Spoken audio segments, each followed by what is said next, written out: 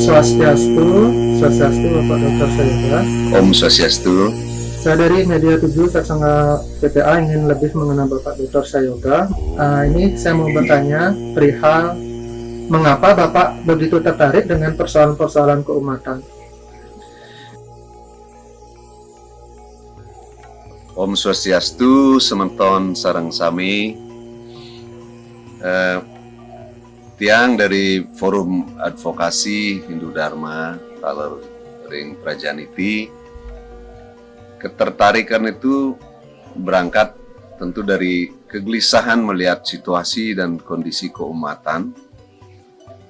Terlebih yang terjadi 2-3 tahun belakangan ini, di mana terjadi begitu banyak keriuhan semenjak begitu bebasnya masyarakat memanfaatkan media sosial.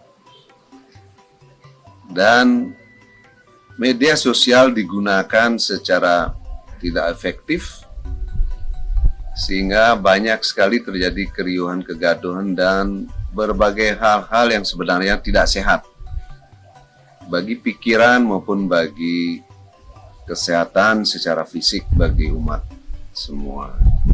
Dan di sanalah bahkan jauh-jauh sebelumnya juga kita tertarik dengan persoalan-persoalan keumatan, persoalan kebangsaan.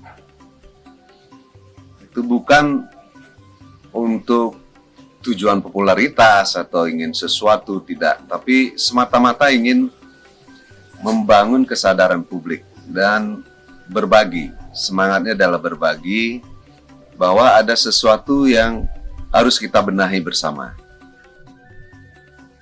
Nah, ini perihal media sosial itu kita pernah melihat itu. Nah, ini bagaimana jika seorang pemimpin dari suatu organisasi termasuk pemerintahan melampaui kewenangan dan statement-statementnya ada yang meresahkan. Bagaimana menurut pandangan Bapak?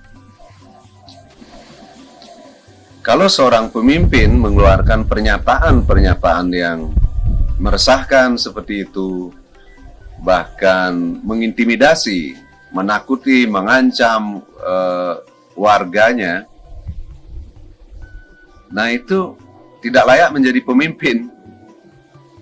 Kalau orang biasa-biasa, dia tidak punya posisi apa-apa dan lain sebagainya, barangkali pengetahuan yang terbatas, kita masih bisa menyadari itu. Tapi hal seperti ini tidak bisa sampai ke ruang-ruang publik yang demikian luas. Karena pengaruhnya tentu bukan saja di level kelompok-kelompok tertentu, tapi persoalan tanggung jawab kita, bagaimana anak-anak kita ketika mendengarkan atau membaca satu pernyataan-pernyataan yang sama sekali tidak ada nilai edukasinya, tidak ada nilai-nilai untuk membangun kesadaran, tidak ada nilai-nilai untuk membangun keguyuban kebersamaan. Nah, ini bukan karakter pemimpin. Kalau seorang pemimpin, minimal dia tahu astabrata. Jadi bagaimana seorang pemimpin itu harus mengayomi, memberikan, melindungi, dan lain sebagainya. Bahkan kritik dan lain sebagainya itu sangat-sangat penting bagi seorang pemimpin.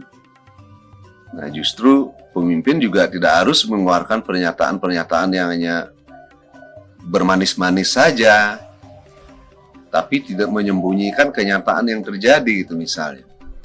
Nah, ini seorang pemimpin harus jujur dan berani mengungkapkan suatu hal kepada warganya.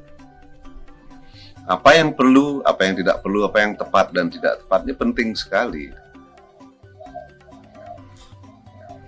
Nah, ketika pernyataan-pernyataan yang dibuat itu menimbulkan kemudian situasi panas, bahkan cenderung nampak membenturkan masyarakat antara satu kelompok dengan kelompok lainnya, bagaimana menurut pandangan Bapak mengenai hal tersebut?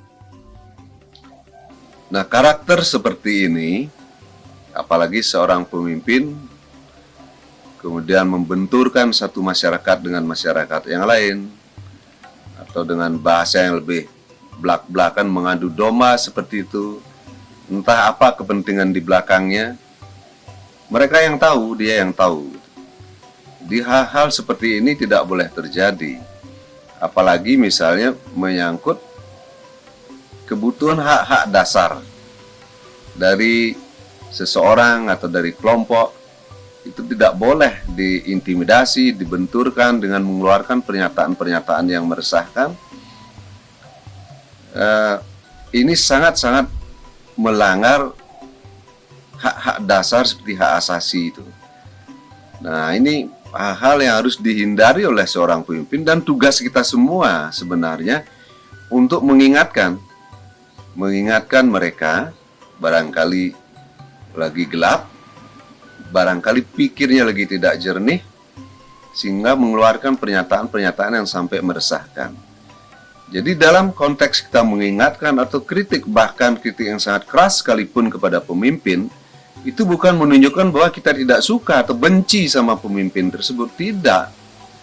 Justru orang-orang yang beri pujian, asal bapak senang, asal ibu senang, hanya memuji-muji, menyanjung-nyanjung seperti itu, orang-orang seperti itu justru sangat berbahaya dari sekitar para pemimpin kita. Nah, ini justru para pemimpin harus peka dan awas dengan hal-hal seperti itu, sehingga tidak menjerumuskan pemimpin yang kita tentukan, kita pilih bersama dulu gitu. Nah, jadi tentu sepatutnya pemimpin ini harus mengeluarkan pernyataan-pernyataan yang membangun keguyuban, bukan malah meresahkan. Apapun misalnya karena ada perbedaan dan lain sebagainya, tidaklah tepat dan patut seorang pemimpin itu mengeluarkan pernyataan-pernyataan sampai meresahkan, memprovokasi warga satu dengan warga lainnya dan lain sebagainya. Hal-hal seperti itu harus dihindari oleh seorang pemimpin. Tadi kan memang seorang pemimpin itu harus membuat guyupnya. Nah, ini kan ada juga yang meresahkan itu di media sosial juga tersebar mengenai ujaran colek pamor atau menandai orang itu, dan bahkan sampai mengusir. Bagaimana dalam pandangan Bapak mengenai hal ini? Nah, ini kembali, dan pernyataan itu saya juga sudah sempat dengar, dan kita juga sudah memberikan respon, memberikan masukan yang sebaik-baiknya dari dalam hati kita, karena kita tahu kita semua bersaudara dan kita semua paham itu. Tapi mari kita coba wujudkan.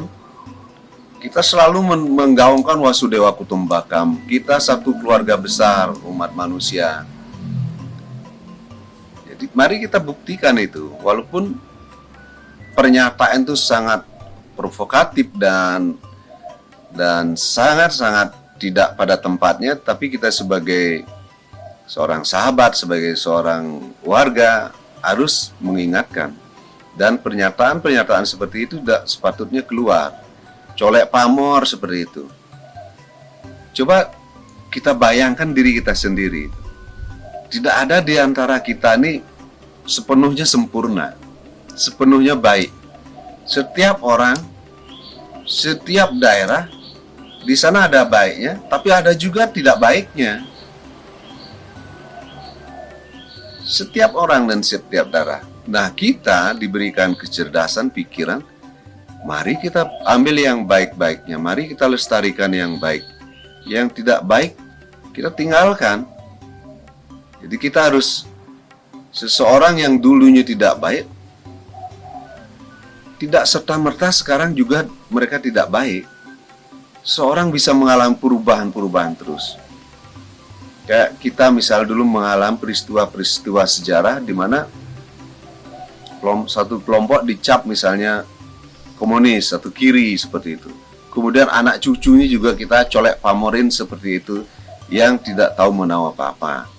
Persoalan kakeknya kayak orang tuanya atau omnya dan lain sebagainya. Terus di mana dharmanya? Di mana nilai-nilai dharmanya kalau kita menyebut diri kita sebagai orang sanatani, seorang Hindu Dharma seperti itu. Nah, Dharma tidak mengajarkan hal-hal seperti itu. Justru Dharma ini mengajak kita untuk bersatu. Kalau ada sesuatu yang tidak baik, mari kita perbaiki bersama. Bukan terus kemudian dicolek pamor, kemudian semua menghakimi dan lain sebagainya. Ini cara-cara yang asuri, ini cara-cara yang tidak sehat. Jadi justru kita harus selalu mengedepankan cara-cara dan nilai-nilai kemanusiaan, nilai-nilai dharma ini di dalam menyelesaikan perbedaan-perbedaan yang ada. Langkah-langkah apa yang bisa diambil masyarakat menyangkut hal tersebut? Kita telah menerbitkan beberapa artikel dengan tujuan untuk membangun, selain mengedukasi juga membangun kesadaran bersama supaya warga Makasami tidak perlu terprovokasi. Jangan mudah ikut-ikutan, sekali lagi jangan mudah diadu domba. Banyak hal-hal yang tidak baik di sekitar kita, kita harus memiliki kepekaan untuk menyaring bahkan menolak hal-hal yang tidak baik tersebut karena bisa menjerumuskan kehidupan kita dalam kegelapan. Tapi hal-hal yang baik, mari kita ambil dan kita jalanin. Jadi sekali lagi jangan mudah terpancing, jangan mudah ikut-ikutan yang kita tidak tahu apa tujuannya. Kita sama sekali tidak punya kejelasan pandangan kemana arahnya ini. Oleh karena itu kita harus merenungkan. Sekali lagi renungkan, pikirkan, renungkan. Sehingga kita betul-betul paham apa hal tersebut dan apa tujuannya. Baru kita berani memutuskan sesuatu. Karena itu jangan sekali lagi gegabah mengambil sikap, mengambil keputusan, sehingga nanti kita bisa menyesal. Nah, tadi Bapak Dokter sempat menyebutkan tentang sanatani. Itu sikap seperti apa sebenarnya yang mesti kita kembangkan biar bisa memiliki jiwa sanatani? Seorang sanatani ini, seorang Hindu ini selalu berpegangan pada Dharma. Tolok ukur dan standpoint dari nilai-nilai Dharma ini adalah dia yang memecah belah, dia adalah adharma.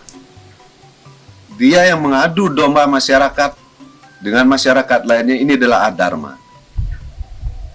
Tapi dia yang menyatukan, selalu mencari jalan-jalan penyelesaian yang mulia untuk satu kebersamaan, keharmonisan, kedamaian. Inilah orang-orang yang dharmika, orang-orang yang berjuangkan dan berpegang teguh pada nilai-nilai dharma. Dan kita masih ingat, dia yang berpegang teguh pada dharma akan dilindungi oleh dharma itu sendiri. Dan prinsip ini jangan sampai kita lupakan. Prinsip ini harus kita pegang teguh, baik sebagai warga biasa maupun sebagai seorang pemimpin. Ini pertanyaan terakhir dari saya. Apa harapan Bapak untuk Hindu ke depannya? Tentu harapan ke depan, kenapa nilai-nilai Hindu ini penting kita tanamkan sejak dini kepada generasi muda, kepada anak-anak, supaya anak-anak kita ini memiliki satu bekal, memiliki pengetahuan, sehingga dalam proses pendidikannya, dalam masa brahmacari dan lain sebagainya, anak-anak ini penting memperoleh pengetahuan-pengetahuan yang dasar sekali, sehingga ketika besar mereka menyelesaikan pendidikannya, bahkan memasuki masa grahasta, seseorang ini bisa menerapkan pengetahuan-pengetahuan yang mulia dari Hindu tersebut dan digunakan untuk sebesarnya bagi kemanusiaan. Tidak digunakan untuk kepentingan diri sendiri saja, tidak digunakan untuk hal-hal yang tidak baik, tidak sehat. Misal seorang pinter di bidang matematika digunakan untuk korupsi, dia pinter di bidang fisika dimanfaatkan untuk membuat senjata pembunuh massal atau bom dan lain sebagainya. Nah, ini penting sekali. Oleh karena itu pendidikan nilai-nilai Hindu sejak dini ini sangat-sangat penting. Selain juga akan menumbuhkan kebanggaan dan rasa cinta bagi lingkungan, bagi kemanusiaan, bahkan bagi dunia. Karena anak-anak kita suatu saat dia akan bisa ada di mana-mana. Tidak saja di Indonesia, dia bisa ada di belahan dunia manapun. Dia akan menjadi seorang global citizen. Nah, nilai-nilai yang mulia ini, nilai-nilai dasar nih, dia bisa juga tularkan kemana-mana. Nah, ini sangat penting. Selain itu juga kita sangat concern Bali seperti apa yang hendak kita bangun ke depan. Ini sangat penting. Persoalan di dunia ini begitu pelik sekarang, baik persoalan pangan, terus persoalan energi, persoalan kemanusiaan dan lain sebagainya. Nah, kita di Bali ini penting sekali, di Indonesia ini sekali lagi membangun pendidikan kita. Ini yang pertama. Kedua juga nanti tidak kalah pentingnya adalah persoalan pangan, ketahanan pangan. Oleh karena itu kita tidak boleh mengabaikan pertanian. Ketika pariwisata sudah bangkit, pertanian terus kemudian kita tinggalkan kembali. Kemudian perikanan, kelautan dan lain sebagainya kita lupakan. Kita asik dengan pariwisata ini. Pariwisata ini sangat fragile, sangat penuh risiko. Sedikit ada goncangan sudah ambruk dan sudah terbukti berkali-kali. Ada bom, terus kemudian COVID dan lain sebagainya. Kehidupan kita di Bali luar biasa merananya. Karena itu pertanian ini jangan kita lupakan, jangan apalagi kita tinggalkan. Sukses semua Bapak Dr. Samudra. Semua. Kita tutup sesi wawancara kali ini dengan Dr. Santi.